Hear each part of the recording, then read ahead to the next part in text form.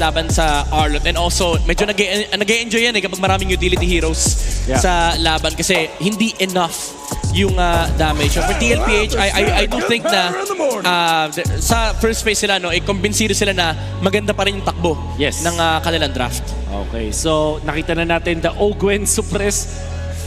But actually, dalawa lang naman kay Suppress. Dalawa lang naman eh. So, Kaja na yung kasunod. So, Kaja na yung kasunod.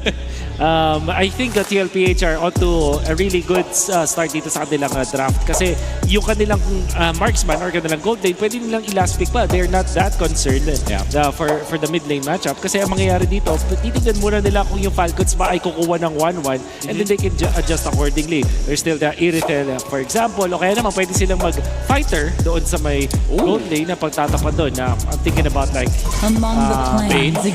Bane naman, first. Cease. Cease is a smart demand. Cho. Oh yeah, Cho. Kasi isa lang yung maninita sa flowers mo eh. Oo. Tsaka ano din kasi parang nakakatakot din. Lalo yung Cho ngayon, medyo hybrid yung approach. Kahit pasabihin mong fine, madodge mo yung kick. Pero yung Cho kasi ngayon, aside sa may damage siya, medyo naglilinger sa teamfight. Unlike yung mga previous Cho good day natin sa mga lumang season, Season 5, Season 6, parang one-dimensional yung hero mo na pagkasipa, out-split push. Ganun lang yung takbo ng takbo ng laro dati ng Cho. Pero ngayon kasi parang nagkakaroon na ng nagiging multifaceted na hero si Cho. So we'll see if that is gonna be something na i-consider ng dalawang team. Hilda yung tinanggal ng Team Liquid. Yeah. Okay sila dito sa Kaja in a way kasi siguro gusto nila kunin dito is something like a Harith for TLPH. Pwede na piliin. Sa low yiban na inubusan dito si Sanji na mga heroes. Baba natitira. Wait. Lilia. Selena. Ano ba mga Sanji heroes? Lilia. What if mag-Harith na agad dito yung TL? Pwede. Ay, may Lunox din no? Oh, you're right. Lunox. Puro sila magic na maubusan, sobrang yan sila na magic damage mag-Harith pa sila. So, yeah, Lunox. Honestly, Lilia, Mr. Midnight, baka makita natin dito sa series na to. Actually, nung regular season, lagi ko hinihingi yan Week 1 pa lang Yung Lilia na, alam mo, medyo maganda rin versus the likes of the Predator and Arlot. Kasi even if you're the Arlot, kahit i-final slash mo siya, parang sayang. Kasi meron siyang way to reposition. Kapag di mo naman siya pinana slash, ikaw naman yung kawawa. Kasi uulan ng mga bola. Pero tama ka, Harith, yung ilalabas dito ng TLPH. Again, there is that Kaja mula sa Team Falcons na hindi narespeto ng Team Liquid. Yeah. Siguro kung magka-Kaja dito, hindi na magwa-1-1 ng Falcons. Kasi kailangan nila ng burst to go with it. Yung Kimi plus na Kaja, masakit din naman. Pero pwede rin. Saka si Mr. Sharkbait. Oh, Bane. Ang problema lang, mawawalan sila ng hard carry sa late game. Although na dun yung Kimi, pero baka hindi maging enough yan laban sa mga late gamers ng television. Kailangan lang ng closer sa isang laro. Yeah. So nandun pa rin naman yung Claude, maybe the carry, Claude Moskov, pinaka-safe. Moskov actually. Moskov and Kaja or Moskov and Kufra. Kaso parang super late game na naman no? Bea, pwede. Oh! That's Matilda, Granger. Making it simple para sa Team Falcons, very straightforward na approach mula sa kanila. And now, yung TLPH, mukhang hindi na pasok yung inisip kong Lilia dito. Yeah. Pwede din ang Sicilian. That I like. Parang more like control lang, pokes on the front line, kahit pa may Matilda, hindi naman ganun katindi yung catch. Yeah. Hindi rin maganda yung Selena dito sa TLPH, especially with the Matilda now that's open. Yeah. So, Sicilian or Lilia na kinalig sa TLPH. That's Lunox. Lunox. Yeah, indeed. So at least meron sila pang 2 now, pero yun nga, tulad sila yung kanina, masyado maraming magic ng TLPH. Harry Potter. Oo. Magic Academy ang TLPH. Pero ang nakakatakot dito, Mr. kay Sam Nupueto ay hawak ni The GOAT. Tama ka naman dyan, Mr. favorite Guzman. Lancelot game. Is this enough for TLPH to pressure Team Falcon sa game number 2, Mr. Wolf? It's gonna be tricky. I don't think so. Pero kasi kung titingnan natin yung lineup ng Falcons, very straightforward, very mid-range, simple and one-dimensional. So baka kayanin kung ganun depende sa execution.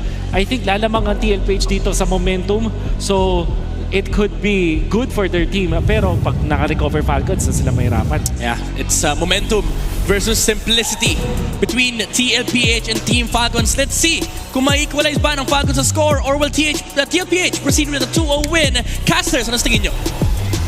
Another chapter has been opened. Tignan natin kung magtutuloy nga ba ang panalo dito ng TLPH as we move forward for our game on number 2. Blue side naman dito ang Team Falcons finally getting an Arlot onto the hands of Black Welcome Easy. to Mobile Meanwhile, Legends. para naman sa TLPH, nagbabalik ang Lunox para kay Sanji. Alam mo, nakakabilib dito sa Falcons, no? Regardless dun sa naging performance ng game number 1 na napakabilis na naging laro. Alam mong doon sa mga body language nila ay nakabawi na sila. Tinanggal na kagad nila yon at nakabangon sila dun sa pagkakatalo. At nakita natin doon sa composition na binuo nila na mas komportable sila sa ganitong klaseng lineup. Tama naman. Composure is everything here para sa Team Falcons. It's how you bounce back. Nakita naman natin pag-bounce back even onto the draft. Nakita natin yung reaction ng ilan din sa pagpili din na isang Fredrin. Even our panel agrees with the Fredrin Kimi Pry here for Team Falcons. Meanwhile, para sa TLPH, enough said, Carl TZ, Lancelot. Oo, yun na yun eh. Lista mo na kaagad eh kapag Lancelot. Isipin mo nung Bren era niya eh, talagang talamak ang mga Lancelot doon at nailagay pa nga yung kanyang pagmumuka doon sa skin ng, ng isang Lancelot. Kaya masasabi natin na magiging ma-action itong larong ito. Pero may ibang klaseng formula at pattern na ginawa dito ng TLPH, no? Magkakasama ang Alice, Lunox at saka Harit. Kadalasan ito yung mga kontrapelo eh. Pwede rin naman magkampihan. And it's all up to TLPH to somehow build a new chemistry sa kanilang mga heroes na napili. Interesting take for me nga yung naalis din na prior for Sanford. Pero ilan din sila sa mga teams katulad ng ating The More You Know na napapagana ang ilan sa mga heroes na nailabas na nila all throughout Season 16. Kung hindi ako nagkakamali, parang 37 out of 46. Wow! Mga ganun yata yung naging rate dito for TLPH na napagana at naipanalo na. Pero mapapanalo ba ang unang pagong? Nagamit yung Throne of Ruin. May ideya dito ang Team Falcons. Ito yung kanilang turn. Si JP ang kanilang pinupuruan. Pero si Carlito, nakuha na ang pagong. Ngayon naman, AOG itong si JP. Pero laban na. Si JP buhay pa rin. Ako tinatakpan siya. Si Flap. Gusto ng matalikod. Nakuha na kagad ng dalawa. Isinama si JP at si Sanji. Ngayon naman si Sanford ang dinidikitan. At nasumuna dito ang TLPH. Pero tagumpay para sa Falcons. What a great applause here para kay Flap TZ. Capitalizing na nag-AOG na. There's no more escape for Daddy JP. And so far, sobrang ganda ng angulo na na-create niya with the final slash. Na-discuss din natin talaga na ito yung pinakaasahan natin. Kakapit ka sa mastery, kakapit ka sa mechanics din ng players kapag ka mga clutch moments na. Oo, isipin mo, Fredrin tsaka Matilda na yan eh. Napakahirap talagang pigilan kung tutuusin. And for TLPH, no, kaya, ang maganda naman, nakuha naman nila yung pagong bago mangyari yung disastrous na naging clash na yon. Hawakan ng Team Falcons ang 700 na gold lead. Maliit pa to kung iisipin. Pero ang importante dito, it dictates kung ano ba ang naging lagay ng early natin. Kumbaga vibe check to. Diba nakikita natin ngayon na Team Falcons actually getting signs of life dito sa ating match number 1. At bukod pa dun Burrito, nakita rin talaga natin na mas nagkakaroon tayo ng mga moments na kung saan ang Team Falcons ang mas nagkakaroon ng magagandang initiations kahit 3 minutes into game pa lang yan. Ngayon for TLPH, there are certain criteria din kasi para mapagana ang isang Sanji. Pero ito yung hindi mo gusto na criteria na napoproke agad yung Order of Brilliance mo. Oo, napagamit din siya actually ng, ng Chaos Bolt. So, dalawang ultimate yung nabitawan niya dun sa naging sequence. Ngayon papasok si Carl. And the interaction calls, naiwasan naman. Taunt from Kyle Easy. Si Pew ay nakaantabay din para baril-barilin itong si JP. Ilang segundo para sa ikalawang pagong ng laban at nakatabay na rin kagad at hinahatak na ni Sanford sa kanilang poder. Okay, maganda yung nagiging standpoint dito ni Flap and even ni Sanford. But remember, kung dami siya pag-uusapan, baka malugi dito ang TLPH. Andyan na rin sila Ogwan na Few. Okay, nag-aabang din si Sanford ng kanyang Throne of Ruins. Magkakasama dito ang Pagos. Yung miyembro actually. Nandun yung Bigger Fire Slash. Si Carlito ay nakuha na yung pagong. Kaya lang mamamahalan din si Kyle. Atras mo din si Sanford. Dilaban na rin ni Ohem. Sila mag-isaman, Morse! At napatay si Flap TZ. Dalawang nakuha ng TL. Anong kakapasin sa damage? O etong sa inyo, ngayon may equalize yung kill score natin ng TLPH. And then alongside with that, ang ganda na may main objective, may side quest na nakukuha dito si Carl TZ. Ensuring to get the objective. Plus, kung kakapasin ka sa damage, eto, tower throws, ito, puncture. Enough na agad yung firepower dito ng TLPH. And looking at the goal difference, hindi man ganun ka-boom. Pero it just says na for TLPH, hindi sila pumapayag na magkaroon agad ng established lead dito ang Team Falcons. No. Versus to what we've seen na nag-first blood double kill agad si Flap TZ. Oo, pero maganda pa rin yun kung iisipin mo kasi si Flap TZ ang isa sa mga aasahan nila pagdating sa sa setup. Pero nagamit yung final slash. May ideya dito ang TLPH. Pero habang nangyayari ito, dun sa may bandang itaas, may napapansin ko kasi dun sa minimap, tinan mo, napapauwi at napapaatras itong si Super Marco. May showdown eh. May Pero showdown ngayon, na nagaganap. Si Sanchi nagamit yung kanyang brilliance. Available ang kanyang flicker. If ever man na maipit siya, pero hindi na muna susunod ang Falcons. And feeling ko patatagalin nila to at bibilin yung laban dun sa ikatlong pagok eh. tama. Pero for me, ito talaga yung beauty pag meron ka Matilda. Yeah. Pag medyo na mali ang angulo, pwede mong awatin yung ilan sa mga member to the Team Falcons. Meanwhile for TLPH, ito yung tinitignan naman natin. It's all about the macro. It's all about the bigger picture here. Pagdating sa turret and objective, mas sila yung nakakalamang. Almost getting a turret onto the top lane pa dito. At mukhang ang game plan talaga nila dito is to buy enough time para makakuha ng mga tamang timpla, tamang recipe ulit para humagot na maganda dito sa Team Falcons. At sakto nga on the dot Ayan na. is the spawn of our last turtle sa game number 2. Ayun na, magkakakitaan yung magkabilang TZ. Ngayon, Sanford sasama na rin. Alam nila na nakatago dun sa long bush. Itong si Kyle. Lalabi na dito niya Sanford. Hawak pa rin ni Carlito. Itong pagong. Tornos ay di tumama. Pero andun si Sanford para lang iharap ang kanyang sarili. AOG namaan. Labang itong kanilang roamer na si Owen. Pero si Carl TZ nakuha na yung pagong. Pero si Kyle ay mamamatay din. At kumagan na napuruan. Magiging apat pa. Bagang wipe out mula sa cavalry. Nag-charge lang ng engine. Kasabay ang pagtayo at pagsigaw pa doon ng kambing. A wipe out onto the 7-minute mark. 3 turtles for the GOAT. At hindi lamang yan, numerous objectives buff pa ang kanilang na-deny sa Falcons. Ang hirap nito, naagaw po yung purple buff. Talagang ginugutom lahat ng mga miyembro dito ng Team Falcons. Akala natin medyo lalamang doon ng Team Falcons kasi si Owen lang ang tinamaan nung AOG. Pero hindi pala yun yung pang-atake dito ng TLPH, kundi yung latag ng Zaman Force and the rest of TLPH dito. Sumugod na lang eh. Parang si Carl TZ, why choose if you can have everything? Pwede naman eh, Diba? no? Bakit mo pipiliin na pa isa-isa lang? Outplay the rest. Like Infinix, diba? At ngayon, na-outplay na rin na ang Team Falcons by getting the bigger picture nga na sinasabi natin. And look at our goal leaders here by BPI. Nangunguna ang Baby Cakes duo. No, iba talaga ang Baby Cakes eh. Feeling ko nakapag-warm up pa yan kanina no, bago pumunta. Alam mo, minsan lambingan ng Baby Cakes yung mga sigawan eh. Oo. Asaran, di ba? So, ngayon na para sa Team Falcons, unti-unti namang nakakabuo at nakakapondo. Itong si Owen, I think Enchanted Talisman ang kanya magiging next na item dito na makakatulong din naman kung ang goal mo dito ay cooldown. Si Kyle, si Pio ata tatapiran. Naparakit na rin. So yung Eagle na nagamit. Traction Pulse. Naman lamang si JP. Nagamit yung kanyang AOG and revitalize. Pero si Flap may ibig ba? Na mag-Zaman Force. Tapos muna si Kyle. Nababan ang kanyang buhay. Pero si Flap ay namaalam din. Hindi sapat yung damage ni Super Marco para patayin ito si Sanford. At alam na alam niya na TLPH, very smart targeting. Wow. Sa pagkakatanggal kay Flap TZ, eliminated agad yung frontliner, yung setter na meron na Team Falcons. Wala yung threat. Oo, meron ka namang taunt with Cal TZ. May traction pulse, pero kailangan kasi kumonekta. Pero pag di kumonekta, it's all up to TLPH to slowly get their way doon sa mga backliners sana ng Team Falcons. At ngayon, Lord is free. Upper grabs. Hindi man lang pinalapit ang Team Falcons. Hindi makalapit dito. Partida, may Matilda pa sila. Pero ayaw din isugal ng Falcons. Kasi nga naman, pag nag-guiding win ka papasok doon sa magiging team fight, parang sinaalang-alang mo na lang yung kaligtasan ng iyong jungle. So, pipiliin na lang nila ng gumipensa.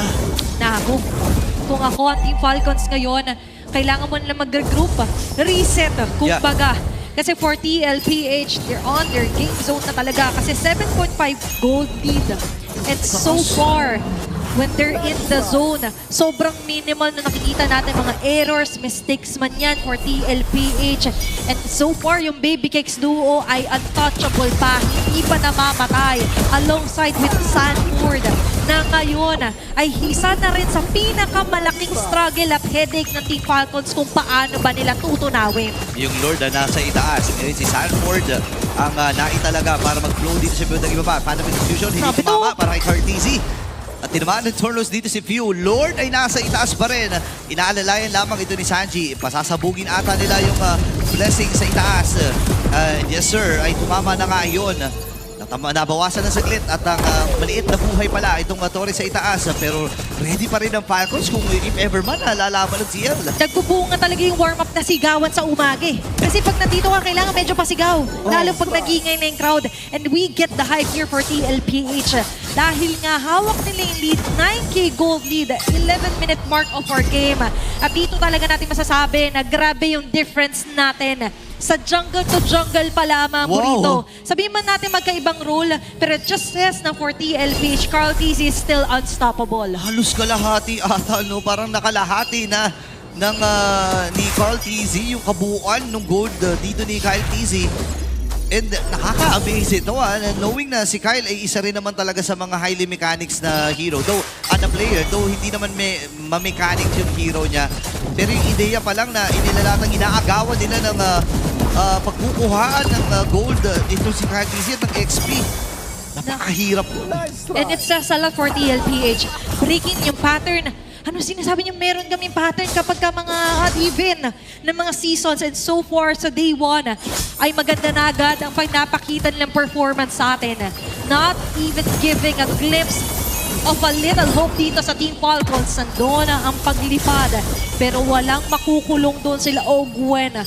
Ni isa. Habang si Carl TZ naman ngayon ay malaya na makakapag-push ng wave sa base ng Team Falcons. Agaw na naman ang purple buff. Para bang sobrang casual na naglalakad lang doon sa base dito ng Team Falcons.